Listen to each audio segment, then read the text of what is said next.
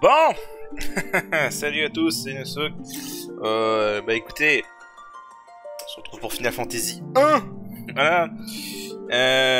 Non, parce que Final Fantasy 1... en fait, ma chaîne est très orientée Final Fantasy et je me suis rendu compte que il y en avait encore que je n'avais pas fait, dont le 1. Le 1 n'a jamais été sur ma chaîne YouTube, hein. Même pas pour un level, rien du tout.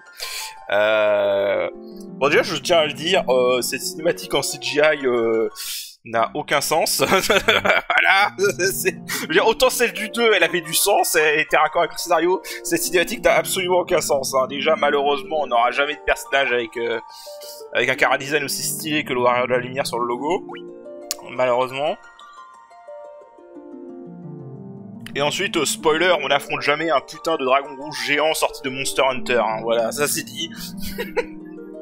Voilà. Bref, donc on est sur, comme sur Final Fantasy 2, on est sur la version PSP.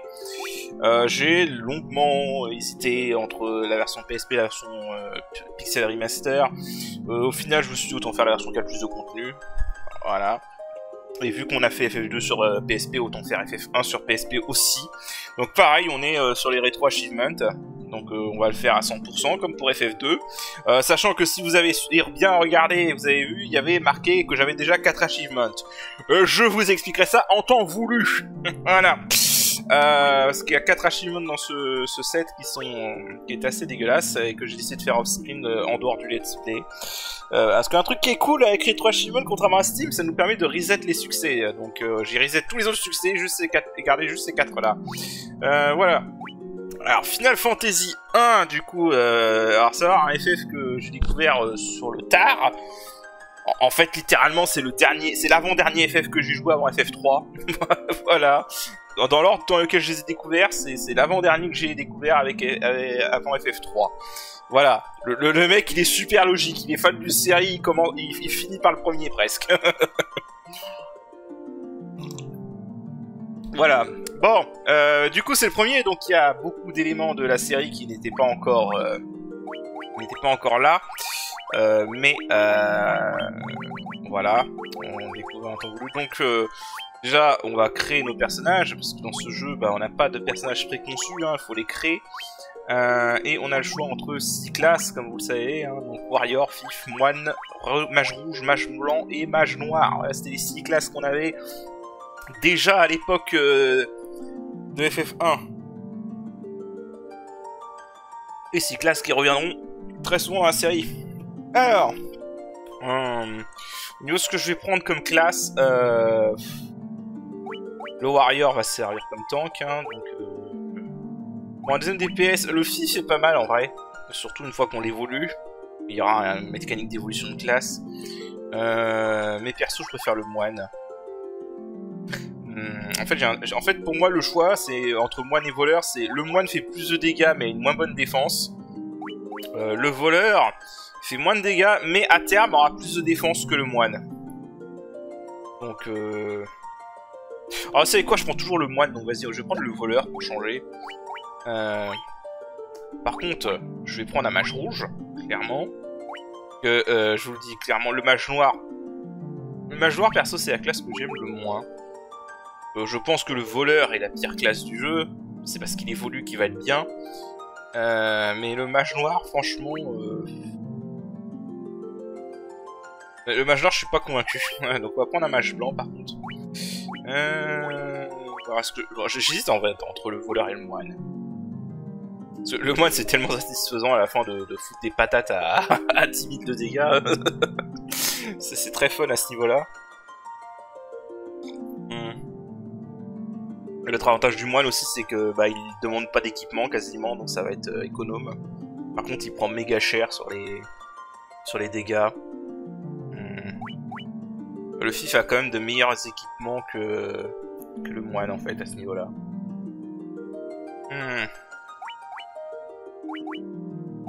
Ah non, allez vas-y, on va prendre le moine, on va pas changer les habitudes. Par contre je vais pas... Merde. Par contre je vais pas m'emmerder, hein. Qu'est-ce qu'il propose comme nom? Duncan. Ouais, référence à FF6. Oh, j'ai envie de dire si tu veux pousser la référence à FF6.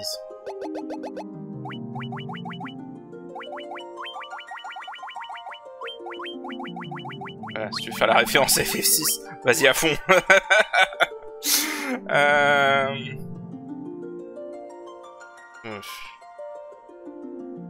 Gide. Parce qu'il y a des noms masculins et des noms féminins, genre Lola, ok. Limite c'est des fils de Sid dans FF5. Bon. Ah, vas-y, garde celui-là, ça ira. Et le mage blanc. Toujours un débat entre si c'est un homme ou une femme, le mage blanc.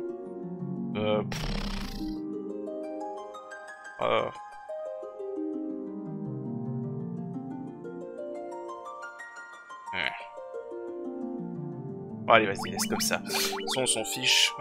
Concrètement, on s'en fiche. Hein. C'est vraiment juste pour la faveur. Donc voilà. On va faire guerrier, moine, mage rouge, mage blanc. Voilà. Sachant que la première fois que j'ai fait ce jeu, j'avais pris 2 mages rouges. Parce qu'en soi, le mage blanc est pas forcément meilleur que le mage rouge. Mais... Petit café. Mais sur la fin, ça serait utile d'avoir un mage blanc en fait. Donc on va prendre le mage blanc pour être safe. C'est parti. Je vous laisse la scène d'intro, hein, même si le scénario de FF1... on va dire qu'il existe. Il a le mérite d'exister, voilà. Scénario de FF1.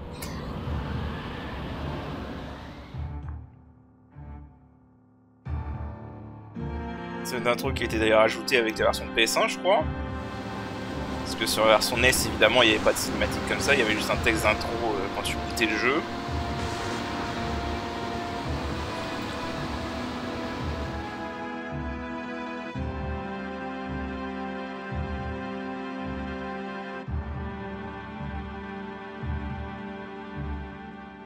Voilà, bref, en gros, c'est la merde au niveau des éléments.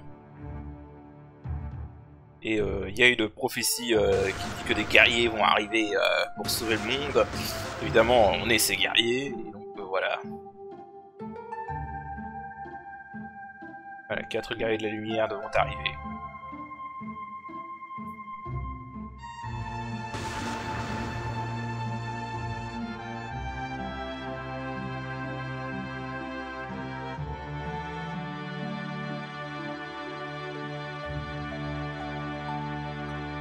Voilà.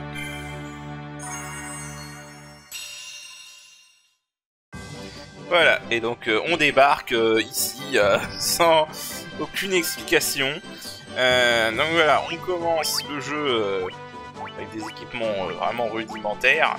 Alors la première chose à faire si vous êtes un moine, tirez-moi ça. Voilà, un moine ça se bat à main nue. Hein. Voilà. Donc évidemment la première chose qu'on est encouragé à faire ici c'est d'aller en ville. Donc on va le faire. Ah oui, alors on va tout de suite changer ça. Encore une fois comme dans FF1, je ne comprends pas pourquoi Dash c'est pas sur On par défaut. Je ressors sur Memory et Speed Fast. Voilà. C'est mieux. Bon, alors, première chose, on va aller acheter des armes. Alors le Nunchaku c'est de la merde, n'en achetez pas. Je sais pas si tu peux voir les stats. Attaque 9, accuracy 0, attaque 9, accuracy 5. Combien on a l'accuracy, ça fait une vraie différence. Ça fait une vraie différence pour le guerrier, donc on va prendre plutôt une rapière. C'est entre 9 et 9, bon voilà. Je crois que dans la version NES, c'était, la rapière était un peu plus... On va prendre une pour le mage rouge aussi. On va prendre 2. Alors les équipements du début de jeu sont vraiment pas chers. Voilà. On va en profiter. Hop, parce qu'après, évidemment, les équipements deviendront de plus en plus chers. Donc là... Ok, on va en acheter 2 pour celui, pour eux. Ça pour le moine, et le pauvre mage blanc, bah il va rester avec celui-là. Hop, tu sais quoi. Hein, voilà, je vais retirer ça. Voilà. Alors, on va parler tout de suite un peu du moine, comme ça ce sera clair et direct. Le moine, on veut se battre à main nue avec lui. Déjà parce que sa force va dépendre de la stamina. Sa stat de stamina. Et aussi en fait parce que quand il est à main nue, le moine donne 2 fois plus de coups. Et alors, Ouais, bon, concrètement, il n'y a rien d'intéressant, là. Les sortes de début de jeu sont pas très intéressants, en fait. Peut-être Protect. Ouais, Protect, ça peut être intéressant. Blink, c'est que pour le White Mage, malheureusement. Bon, le jeu nous spoil un peu qu'on va avoir des évolutions de classe sur la droite, hein. Merci bien, le jeu.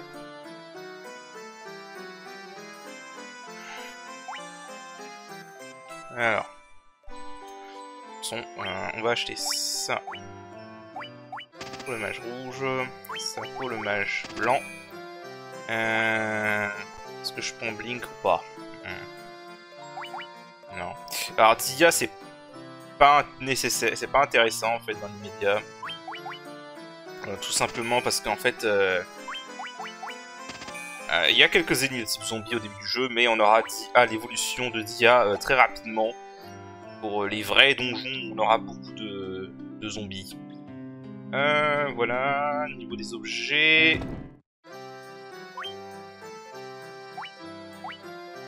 Bon, on va acheter ça.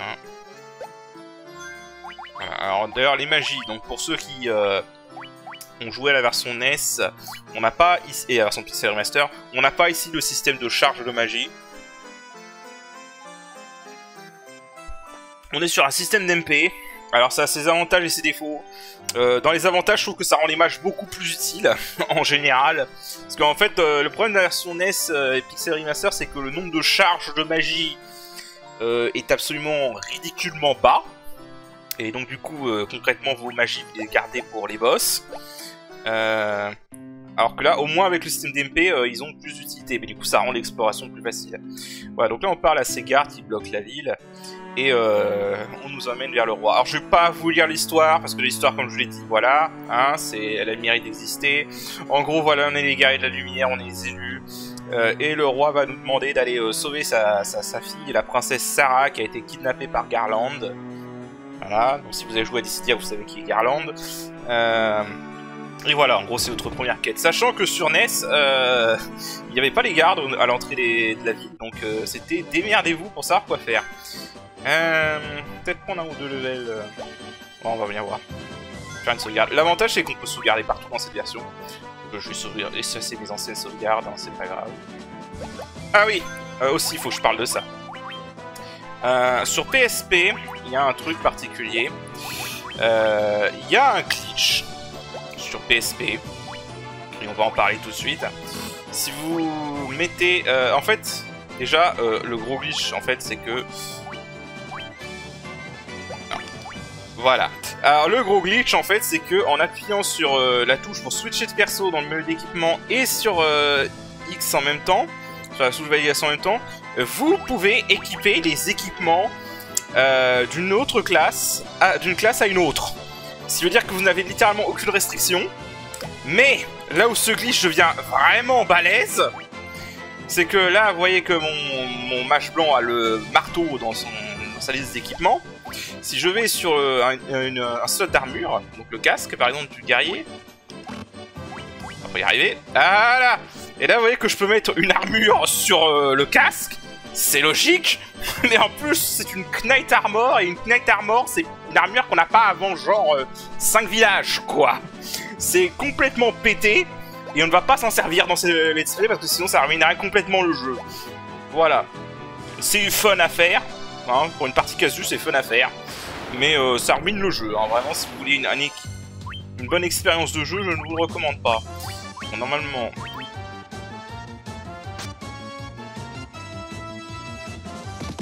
Voilà, donc l'ennemi traditionnel, le gobelin. Voilà, et du coup, on commence à faire le bestiaire. Ok.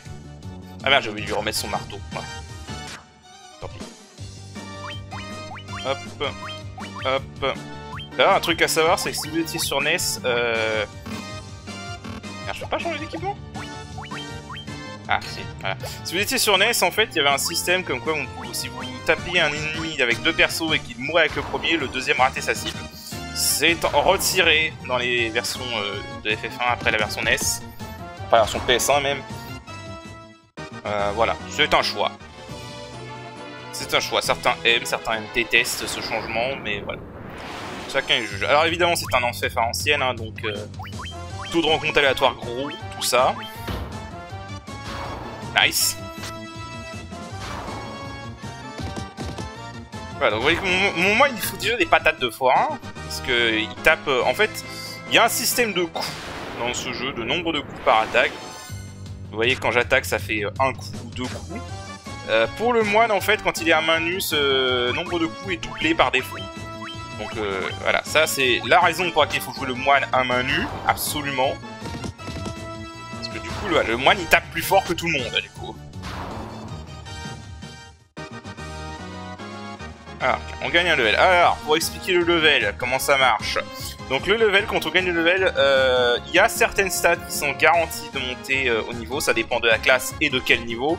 Et les autres stats ont une chance sur 8 de monter. Voilà. Ou alors je ne pourrais pas vous dire qu'est-ce qui était garanti, qu'est-ce qui n'était pas garanti. Mais voilà. Donc on gagne des levels, parfait. Donc c'est pas, on avance.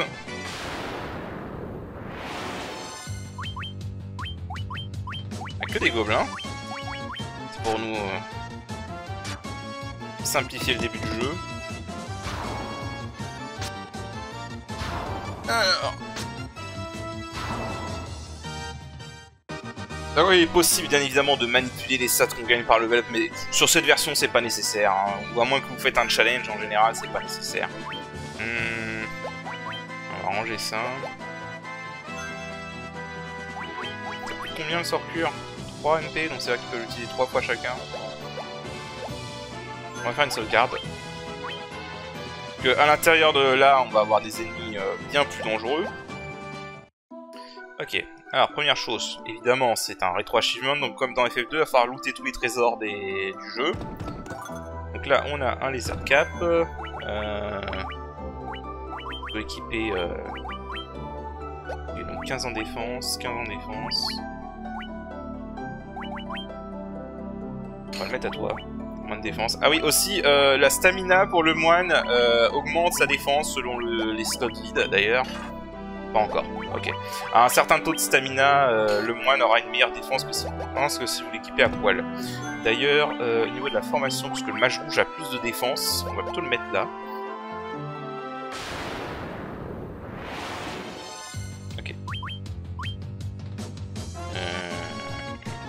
Bon, moi, je suis presque sûr qu'il va les one-shot. Les autres, je ne sais pas. L'avantage du guerrier, c'est un gros tank. Voilà. Le guerrier, c'est le tank.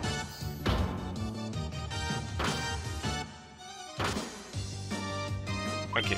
Alors, la position est importante dans ce jeu.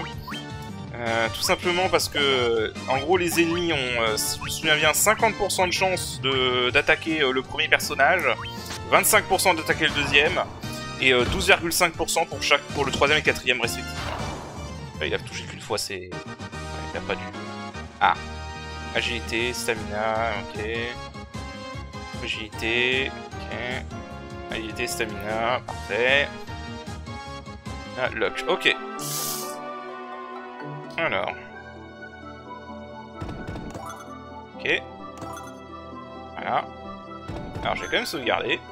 C'est ça qu'on n'ait pas relooté la pièce, si on tombe sur des ennemis. Parce que ce jeu, en fait, aime bien, dans les donjons, mettre certaines rencontres qui sont bien plus dures que d'autres. Donc, on va se méfier. Là, vu qu'on a une tente, je pense que je vais sortir et je vais aller me soigner. Tiens, genre celle-là, ça, c'est une rencontre assez dangereuse. Voilà.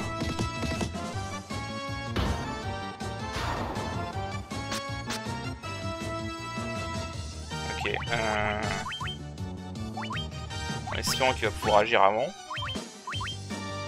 Évidemment.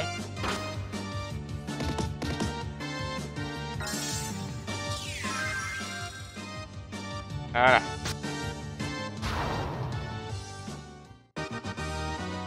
Bon, d'ailleurs, on va pas prendre de risque, on va se soigner parce que j'ai pas envie de mourir sur une rencontre à la con. Voilà. De toute façon, je vais sortir pour aller prendre une tente, la tente. Ça, au moins, on sera bien pour le boss. Quoique là. Ouais. On va juste prendre la tente, histoire d'être safe. Ok. problème du mage rouge par contre c'est qu'il a pas beaucoup de PV. On va sauvegarder au cas où. Voilà, et du coup premier boss, donc Garland. Voilà, donc la princesse Sarah parce qu'il voulait faire marchander le roi. Ok, donc Garland, bon, rien de compliqué, vraiment. On va juste attaquer en fait. On soignera si y a besoin.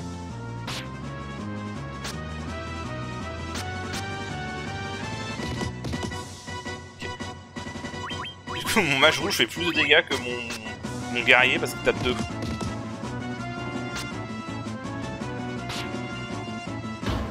Ouais, bon, il est vraiment tranquille. Hein. C'est le premier boss, donc franchement, il est gratuit. Hein. Voilà. Il est juste gratuit. Il est complètement gratuit, ce boss. Hop, on gagne encore un level. Pas de chance sur les HP pour le mage rouge. Ok. Vaincre Garland et sauver la princesse. Voilà.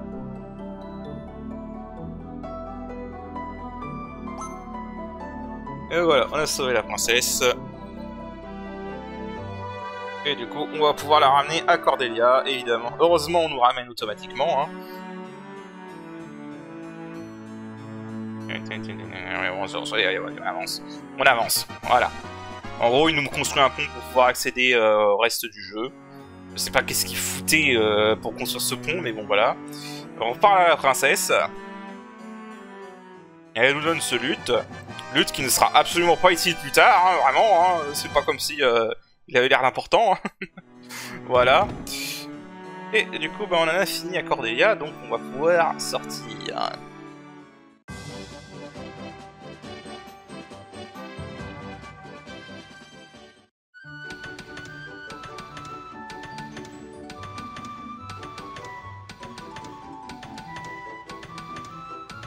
Voilà, donc on construit le pont. Et on va pouvoir avancer. Alors, parce qu'on va pas beaucoup le faire, parce que je connais le jeu, du coup, donc je sais comment progresser, donc j'ai bien envie de le dire. Si vous jouez à ce jeu pour la première fois, vraiment, parlez aux PNJ. Les PNJ vous indiquent vraiment tout. C'est très, très bien, à ce niveau-là. Je n'ai jamais eu besoin de guide pour FF1 que la première fois que je l'ai fait, parce que tout est vraiment bien indiqué par les PNJ. Les PNJ vous disent vraiment tout ce que vous devez faire pour progresser dans l'histoire. Voilà. À ce niveau-là, franchement, pour un jeu de l'époque, c'était bien orienté. On va faire un petit tour à l'hôtel. C'est coûte que 30 Gilles. Voilà. Pleasant Dreams. Merci. On va accélérer ça. Voilà. Puis... peut-être acheter quelques potions. Ouais. 5, ça ira. Voilà. Acheter quelques potions. Et du coup, on va continuer. Alors par contre, la musique de la map, elle va vous rentrer dans la tête. Hein. Je vous le dis clairement, la musique de la map, elle va vous rentrer dans la tête, à force. On va accélérer. On va accélérer parce que franchement... Voilà. Les gobelins, c'est que du bourrinage. Voilà, donc la fameuse... séquence magnifique, mais on va la passer parce que j'ai pas le temps. En gros, c'est juste pour vous faire un résumé de... Et ainsi commença leur aventure pour découvrir ce qui allait se passer et tout. Le scénario dans ce jeu, on s'en fout, hein, vraiment. Il n'y a pas de scénario dans ce jeu. Hein, voilà. Et il est hyper basique, le scénario. Vous êtes un héros qui doit sauver le monde, c'est tout. Alors maintenant, on va pouvoir rencontrer des ennemis un peu plus dangereux, genre ce lézard, là. Même si on est sur la version PSP, donc c'est plus facile que les précédentes versions. Il tank. Il tank même très bien.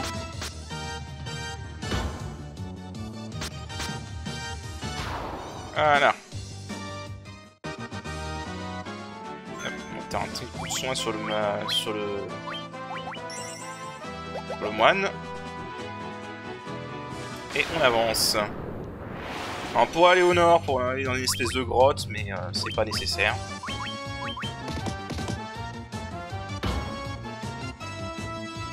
Raté.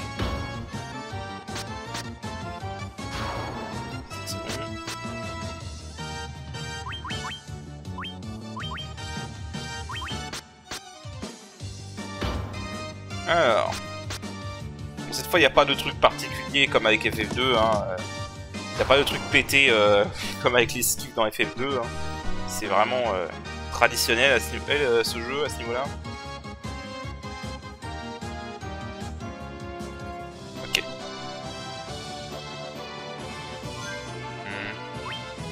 Bon, la magie est vraiment pas chère, donc vas-y, hein, soigne-toi. À fond en tant qu'on y est. Voilà. Alors là, on va se concentrer sur le rouge d'abord.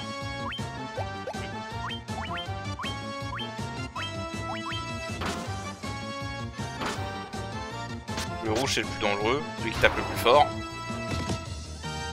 Ah, un coup qui a raté.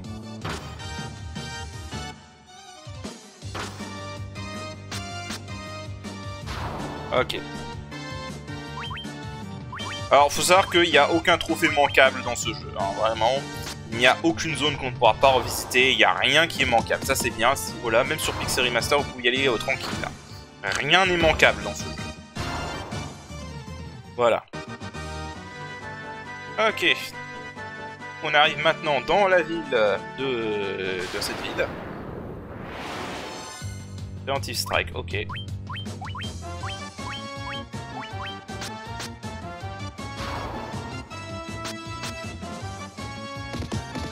Et hop, tu dégages.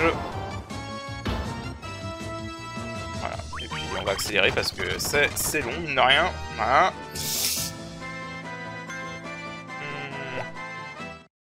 Ok, donc on est à Pravoka. Ah, la première chose que je veux faire, c'est trouver le vendeur de magie noire. Qui est ici. Parce que du coup, ici, on va avoir un sort très bien sortant, donc Temper, je sais pas comment, je sais pas c'est quoi cette traduction, bref, je crois qu'il l'a appelé Véhémence ou Furie, je sais plus en VF. Sort très important, donc on va tout de suite le prendre. Voilà. C'est un sort qui sera très utile pour les combats de boss. Alors ensuite, qu'est-ce qu'ils vendent là? Broadsword, ouais, c'est trop cher. Attaque 10, Curacy 10. Je peux pas avoir les stats, c'est dommage. D'ailleurs, est-ce que je peux... Ouais, tiens, on va vendre ski. Ça rapporte que dalle, mais on va vendre ski. Alors, par contre, si vous voulez des trucs dans ce jeu, il faudra farmer, hein, vraiment. Voilà, donc là, déjà, à partir de là, les équipements commencent vraiment à coûter cher, hein, voilà. Toujours une upgrade par rapport à ma rapière. Je vais quand même voir ce qu'il y a en magie blanche. Et en armure. Voilà. Donc, en général, ça, c'est la composante principale du jeu, hein, c'est gérer l'argent et gérer les ressources. Ok, Chainmail, mais c'est... Iron Armor, mais c'est trop cher. Laser Shield, Laser Glove. Ah, alors. Bon, bah, ça, on va le prendre. Les boucliers dans ce jeu, c'est très bien. 4. Allez, vas-y.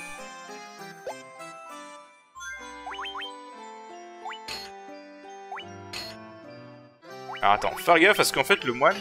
Ouais, voilà, voilà. Putain, la douille. Et en fait avec la stamina, du coup, le moine c'est littéralement moins bien d'équiper là, ça, que de ne pas l'équiper, alors que le jeu vous dit que c'est meilleur, ce qui est une connerie complète. Donc voilà. Faut vraiment faire gaffe à ça parce que le jeu essaie de vous arnaquer, hein, pour le moine. Bah, du coup je vais vendre le laser glove que j'ai acheté en trop.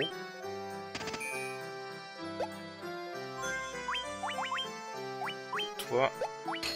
Voilà, laser shield, chainmail, laser glove, ok.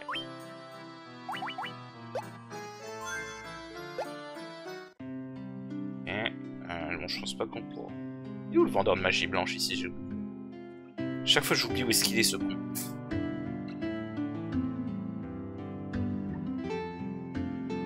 Par là. Est-ce qu'il y en a un en fait? Ça se trouve il y en a pas.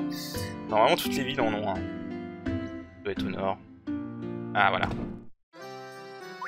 Alors, silence, invise, nul choc. Bon, de toute façon, j'ai pas assez d'argent.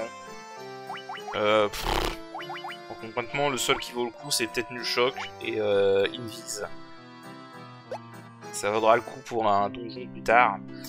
Bon, bah, du coup, on va aller se faire... Ouais, on est plutôt bien soin au niveau des soins. Bon, vas-y. Voilà, lui, il parle avec un accent pirate, évidemment. Donc, ouais, on attaque des pirates. Et on se bat à 9 contre 4. Parce que, voilà, c'est des pirates. Et c'est des grosses merdes, hein. Ils sont juste nombreux, mais c'est des grosses merdes, en soi.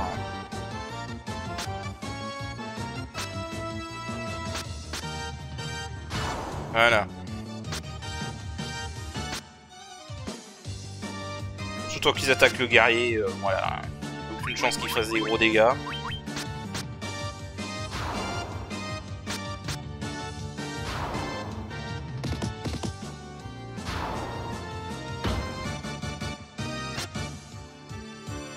Bon, sûrement que je farme un peu d'argent par contre pour avoir les sorts et tout.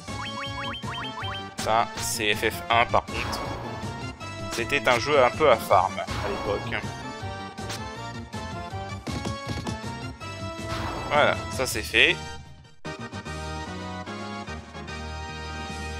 On gagne un level. Ok.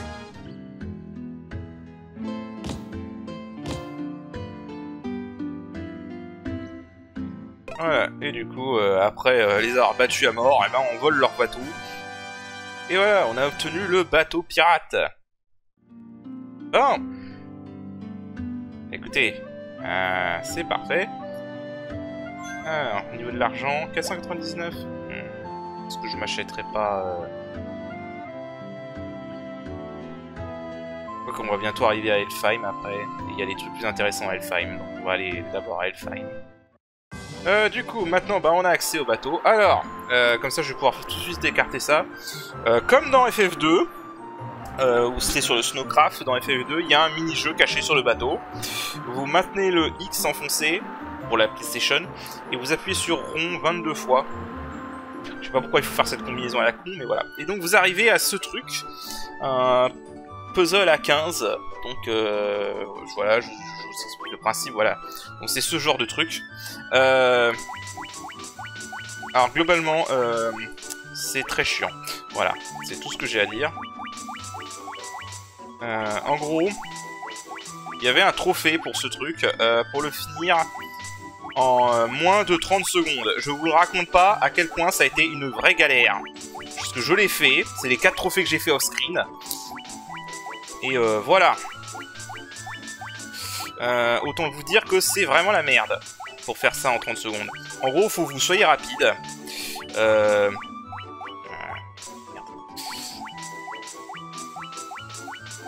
Voilà.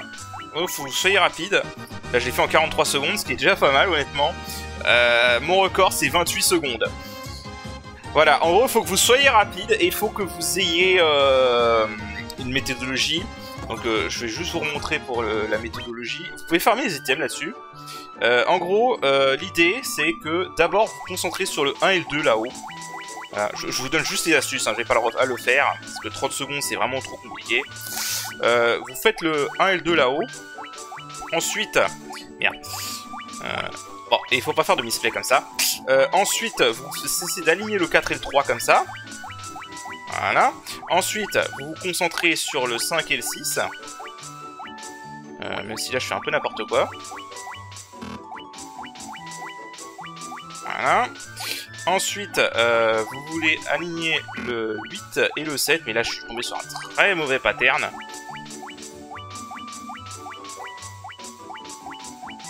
Voilà. Voilà. Et ensuite, c'est le 9 et le 13 qu'il faut faire ensuite.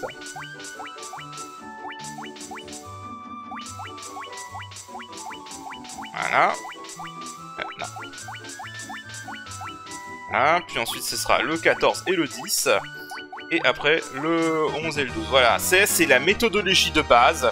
Le problème, en fait, c'est que selon comment est réparti le tableau dès le début, ça peut être impossible de faire en moins de 30 secondes, hein, je vous le dis clairement. Je l'ai fait en 28 secondes, ça m'a pris 243 essais. Voilà. Donc autant vous dire que je ne le referai pas. Voilà, mais sachant que si vous le faites la seconde place, vous pouvez avoir une Hermès Shoes à ce stade de jeu, ce qui est vraiment pas mal. Et si vous arrivez à le faire en moins de 30 secondes, vous obtenez un Megalixia. Ça vaut vraiment pas le coup. Voilà, mais du coup je l'ai déjà fait off-screen, donc on va pas s'amuser à le refaire. Non, je voulais pas le refaire. Voilà. Alors, on va quand même se soigner parce que sur l'océan il peut y avoir des monstres assez dangereux. On va bientôt s'arrêter là. Continuer un petit peu. Alors ne vous soignez pas à Pravoka avec l'hôtel de Pravoka, hein. Allez plutôt à Cornelia, ce sera plus simple.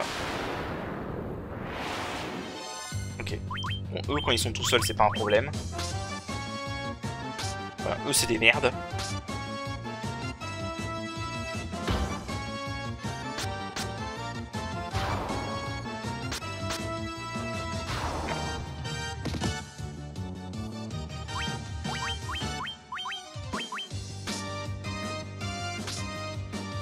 Eux ils sont pas problématiques, hein, vraiment, ils font pas beaucoup de dégâts.